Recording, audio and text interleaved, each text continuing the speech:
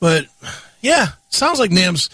it's funny because Nam is one of those things where he and I are 100% different because he loves to get out there and be in the mix and, meet the rock star guys and have the rock star guys talk about the show, which we do get a lot of. We get a lot of these 80s metal guys that listen to this because we talk a lot about their bands and their music and whatever. And he loves to be out there and be Neely from the Classic Metal Show. And I can't be fucking bothered. I cannot be bothered with, I don't want to meet rock guys. I don't want to hang out. Nam, to me, I was telling him yesterday or the day before, Nam, to me, sounds like the worst experience I could ever spend $1,200 doing. It's meeting a bunch of rock guys and looking at a bunch of gear. Nothing sounds less fun to me than that. Looking at a bunch of gear and then walking up to Joe Satriani and going, "Oh, these are your pickups, huh? That's awesome."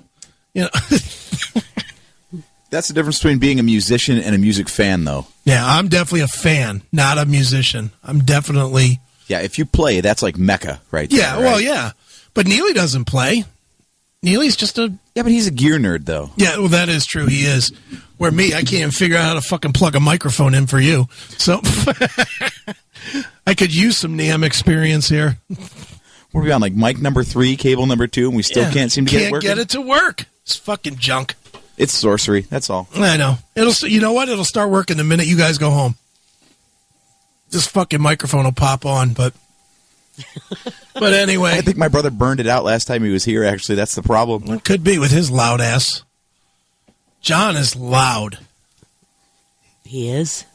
Oh, yeah, you don't know. You don't know. He just projects, that's all. Yeah. He's not loud at all. No, he is definitely a big mouth bitch, that's for sure. It's funny, we did the Dog Pound podcast, whatever day this week, Tuesday, Wednesday, whatever day it was. And, why? Well, because we needed to talk about the coach, and we needed to have some sort of end because the last 2 weeks of the season, we were trying to do it every week, but the last 2 weeks we just didn't want to talk about it anymore. John would text me during the week. He'd be like, Dog Pound podcast? And I'd be like, no, let's try tomorrow. And then I'd hit him up, and he'd be like, nah, fuck that. No, we're just like, well, let's just wait till the stupid as we are. We were like, let's wait till after the Bengals game because we want to do it on a win. We want to finish up on a win where we can have some sort of an uptick. And then, of course, they shit the bed with the Bengals. It was like, all right, now what? So I asked John, I said, you want to do a show? And he's like, nope, let's wait for the coach. Because we figured Freddie would be fired on Monday. And just like every other team in the NFL, the coach would be hired by like Wednesday. We just assumed that this bunch of fucking cocksuckers would do it the right way. Well, no, of course. Imagine playing this drinking game during that podcast. Oh we my need God! To stop talking about the Browns right now. But needless to say, we did finally do a Dog Pound podcast, and when we went into it, we both said, "Well, this will be about 20 to 30 minutes." We were like, yeah, we'll just do something quick. We'll talk about the new coach. We'll talk about our thoughts. We'll talk about Odell Beckham, and we're out. Hour and a half. And on top of that, probably another half hour of bullshitting in between. It was like, what the hell? It was... See, and he's the dude watching the clock. Like, as soon as the 30 or 35-minute mark hits with the Star Wars podcast, that he's like, all right, and we're going to wrap it up here on this episode. Jesus. Well, he knows he can't control me. That's the difference. You guys will actually listen to him and go, okay, that's it. Where me, I'll let him hang up and I'll just keep on talking because I don't really need John. I can talk I talk 6 hours every week and it's mostly me. Yeah, he insists on leading our show but then rolls it up as fast as possible. Which I don't understand. I don't understand why he's wrapping up the Nerf Herder Council right now. Isn't this like an exciting time with the new movie and the Mandalorian and the screenplay that leaked or whatever? And oh yeah, there's tons of stuff going on, but it seems like every Wednesday night he just can't be bothered. He's like, I want to get home. That's it. It's after 9 o'clock. I should already be in bed. Yeah, get over it, old man. He Jeez. doesn't go to bed that early. Well, by going to bed, he yells at me for going to bed that early, and he goes upstairs and plays the freaking video game. Going to bed means getting some booze. Upstairs in the man of course, cave where he lives. But I would think right now you guys would be doing 2 and 3 hour podcasts because there's a lot to talk. I'm not even a Star Wars fan, and I know. Great, you want to do the show? I would do it. Look, as little as I know, I'll bet you I would make people laugh listening to it. Just because I would admit that I don't know anything, and I'd be like, oh, yeah, Han Solo. It's kind of astounding, actually. We've been on for over 4 years, and you've never been on the show. I would do it. Dude, I've never been invited. Would you like to do the show? I'll do it in a minute. You're invited. Just tell me when. Wednesday. I'll have to ask. Some month. I'll have to clear it. I'll have to clear it with my boss to make sure that that I can come, and as long as John keeps us on a tight schedule. And make sure there's no snow, because if it snows, you're not getting out of your driveway. Of course I'm not. Nobody shovels. No, fuck that. Shovel, drink. Just make sure you ask your girlfriend first to make sure you're allowed to come over. Girlfriend? I have no girlfriend. Please. I don't want a girlfriend. I don't want a wife. I don't want anybody. This is a perfect example. The Nerf Herder Council podcast. This is something, if I was still married to Georgetta and I said, I'm going to go and do the Nerf Herder Council talking about Star Wars, she immediately, I know what her first reaction would be. It wouldn't be, oh, well, that sounds fun. That sounds like you'll have a good time. Like any realistic fucking wife might want to have drink. It would be, how much money are you going to make for doing that? That was always her thing with me. When I was doing the metal show, and this is true story, we used to do the karaoke with Billy on Wednesday nights out at the Revolution. And, it was something we promoted. It was the Metal Show Presents Heavy Metal Karaoke with Billy Morris. I kind of came up with the idea, me and Billy. And all she could say to me was, how much money are you going to make? How much money are you going to make? How much money are you going to make? So I ended up billing Billy $75 per week to have us come out there. That was for me and Matt, and then we split the 75 in half. And then spent it on a bar tab. No, because Billy always let me drink for free. Oh, gotcha. That was always his big mistake with me. But I took my $200 anyway, but I just took it at the bar, not from booze, and I just drove home hammered. I did you a favor. But I literally did it so that I could drop $37 on the table and say, there's your money. I'm going to bed. And that's how she would meet me at the door at 2:30 in the morning to see if I was hammered, and I always was. And I was like, here's your money. I wasn't going to argue with her about being hammered. It was a simple, are you drunk? Here's your money. Fuck you. And I won't make you drink on that one just because that one had to be said that way. She was a cunt. Ugh. You're being so kind, actually. I'm very glad because I switched from Miller Lite to rum, so... I'm trying to help you guys out. We got 3 more hours to go, 3.5. But yeah. No, you're right. I mean, I got shit all the time for the Star Wars podcast for the same thing. It's twice a month for like 2 hours, and I always got the crap of, well, do you even get it paid for this or anything? I'm like, no, it's something fun to do. What's the fucking problem? Yeah, exactly. Well, I always got, dude, I ended up working everything that I did with 92.3 into money. Not because I wanted to make money, but because that was the way I could keep her off my dick. It was like, when I would do shows, and this is true, like I'm a big Pantera guy and a Down guy. For when Pantera came to Blossom paid me $100 to do the intro of Pantera. Why? Because I made that point to them only so I could come home and throw $100 on the table and go to the show without any hassle. And when I introed down at the Odeon, they paid me $50, which was, again, only so that I could come home and throw it on the table. I would have done it for nothing. I didn't care. What is wrong with you two? What? I look forward to the twice a month that John does the podcast. Well, because I can do whatever I want, and I can go lay in bed and watch TV and have my pajamas on. well, I'm going to Early. Nothing sexier than a woman in pajamas before 8 p.m. Yeah, that's hot. Or Hey, I don't care. what does she care? He's not home. I don't care. He's not home. That's the whole point. He's not home. He's not fucking her when he is home. So what's the problem? And then there's that segue. Drink, by the way. And then she goes looking at big Jew tits. Yeah, exactly.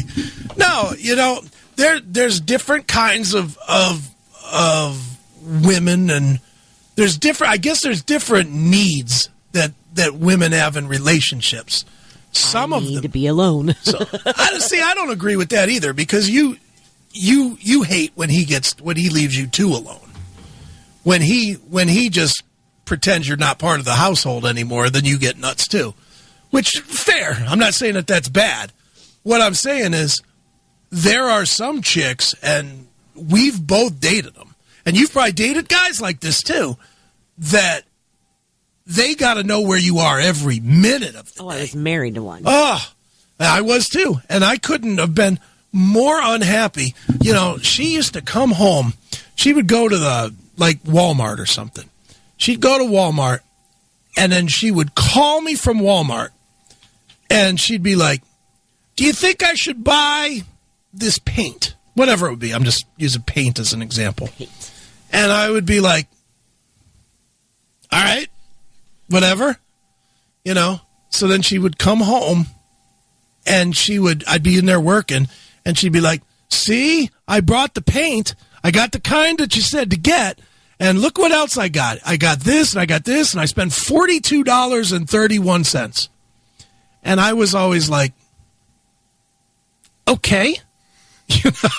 Why do I care? Yeah, and that was it. I was always like, I don't give a shit. I make money. Maybe she just wanted you to acknowledge what That was what it was. She told me that when we broke up. When we broke up, she told me that this is sixth grade. When we broke up. Well, we did. I mean, when she dumped me, what do you want me to say? It's called a divorce when you're an adult. No, but when we broke up 4 months before we got divorced. Divorce is just the paperwork. When she started fucking the next guy, is that better? Let's drink. Yeah. Damn it. When she started that, what can I say? She sat down with me and told me that was the main reason she left, was because I wasn't attentive enough to her. And her new dude now, when we were going through Michael's cancer and we had to spend time in the same place together, when we were, we spent a lot of time, obviously at the hospital. Her dude would call. If he wasn't there, he would call every 10, 15 minutes. How's it going? What's going on? And I would just look at it, and I was like, not in a million I wonder years. if she was like, okay, this is too much. No, she seemed to love it. She loves it. I think I told this on the show at one point, but I'll tell it because I don't think I told it to you. Well, I'm the only one to hear. Me Yeah, and AJ. exactly. I'm not even looking at the chat room, but I had to take my son to her house for, was it Thanksgiving maybe? I think it was Thanksgiving. And I she lives about an hour from here. This hour and 10 minutes from here, something like that. And I had to take him there. Like, he came here first to spend a little bit of time. And then he wanted to go to his mom's, so I took him to his mom's. And I drove up her driveway, and it was the first time I'd ever been to her house. And hopefully the last. But, I drive up to her house, and I pull up. It's a big, long driveway, got a big old garage. And as I pulled up, there's 2 chairs in the garage, like sitting like at the ass end of the garage. And I looked at it, and when I pulled up, the dude was sitting there, and she came running up to help my son get his stuff. And all I could think about was, this is what they do. They sit in their garage and just sit with each other. And my thought was, who wants to do that? Can you imagine doing that? Just sitting in the garage? No. I mean, that would be, to me, that would be so boring, especially with the life I'm leading now, where I'm out and I'm going to shows, and I know I say all the time, I'm not dating Kelly, and I'm not, but we do spend a lot of time going and doing stuff. We'll go to comedy shows, we go to concerts, we go and do stuff. We've traveled, we've done different things. In my entire 23 years of marriage to Georgetta, we went on 1 trip to Niagara Falls, we went on 1 cruise, and we went to see Def Leppard in 87 or 8, and we went and saw Bon Jovi in Extreme. Were there 2, was it a 2-armed drummer? No, one-armed at that point. And we saw Bon Jovi in Extreme, and we saw Shania.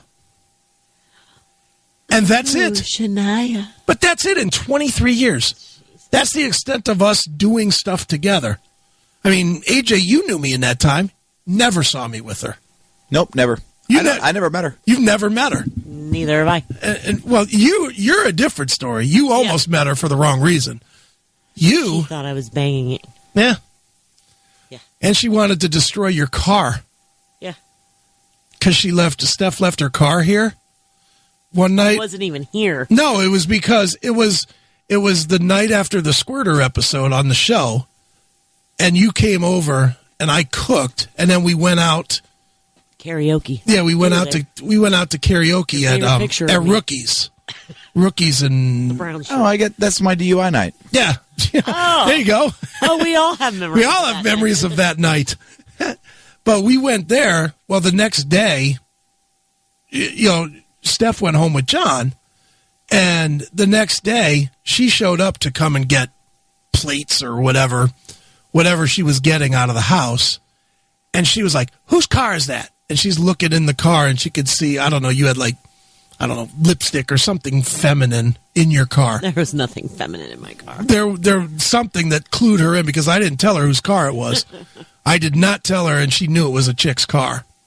And I was like, and remember, and I was trying to call John to try and figure out a way to get the car. I was going to drive it up I was going to drive it up to the gas station. I wanted him to come here and give me your keys, and I was going to drive your car to up the street or something, because I didn't want you to have to deal with her insanity. It was a whole mess.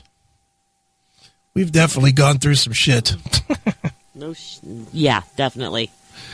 Fun times. Dude, how much of the things you've gotten into over the years do you think are a direct result of Georgetta not doing anything with you?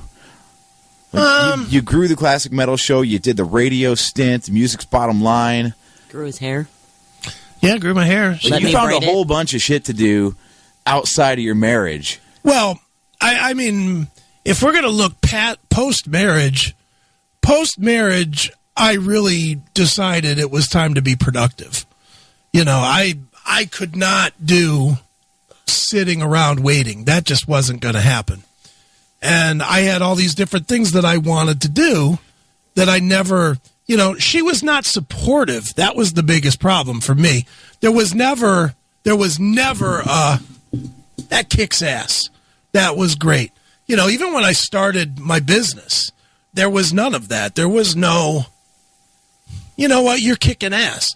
You know, and I raised myself up from, you know, the first year I was in business for myself, I made like 20 grand maybe. I mean, I made no money. That was from 85 grand a year. I quit and went to 20. I mean, that was painful. But then within 2 years, I was up over 100 grand, and it was like more than we'd ever been making before. You would have thought it would have been Good cool. job, sweetie. Yeah, nice, you know, or something. And it just wasn't, that wasn't the way it was. It was always, you got to do more. You got to change your friends. You got to have different people in your life. You got to dress differently. You got to be differently. You can't keep being this rebel asshole, you know. You hear that from Heather, too? Heather? Yeah.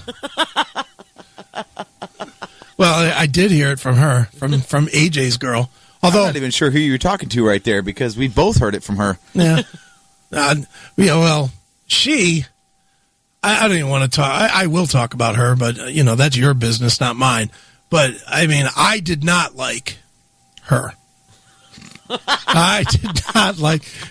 I have a very strict rule about meeting the girlfriends. I don't meet the girlfriends for at least 6 months.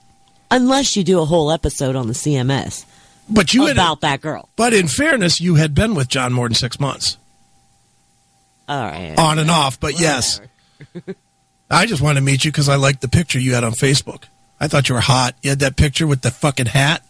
With the Jess took that. The fedora hat. I like that picture. That was a hot picture. But I just wanted to meet you, but I knew you had been with John for 6 months. I did know that much. I made the cardinal mistake with Heather of meeting her fairly early. You had not been with her long. Oh, that was a different situation, though. Because that wasn't like, hey, come meet my girlfriend. No, it was like a party. Yeah, it was John's birthday party, wasn't it? Yeah.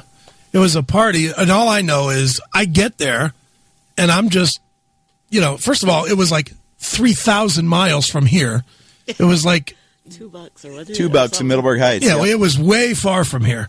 So I drive for an hour. I come in, and she introduces herself to me, and she automatically starts off wrong. She goes, "Oh, I hear you're AJ's rich friend." And I'm like, "Who's saying that?" I was like, "I know you're not saying that. I don't know who's saying that, but that's bullshit." You know, that puts me in a bad mood because now all of a sudden it's like, all right, here's a person I don't know that has a straight misconception about me. Am I going to spend a half hour schooling her? This person that I don't know? Schooling.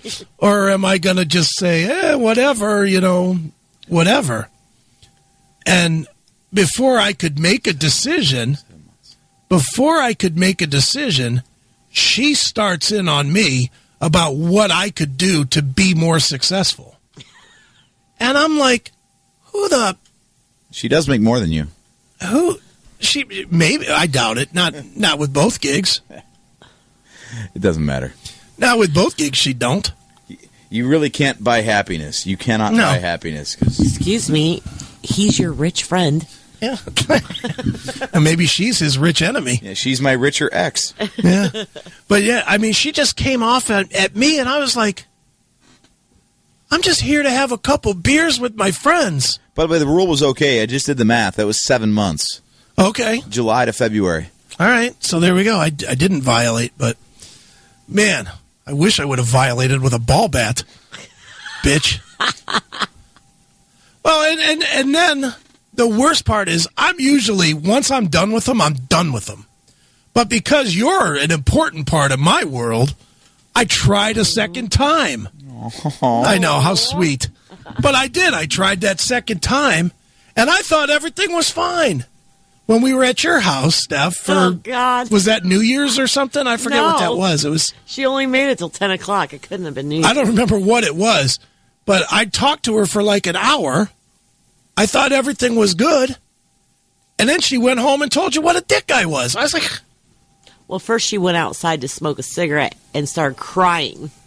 And I still have no idea what I said. If I can't imagine I said anything. Because I was just, I mean, I just told her straight up. I said, look, whatever. Because she wanted me to back off of the what she said at the first night. I know that part and I wasn't going to do that. You know me better than that. I'm not going to lie to make anybody feel better. I'm just not going to do it. And she wanted me to back off that. But then it was like, fuck this.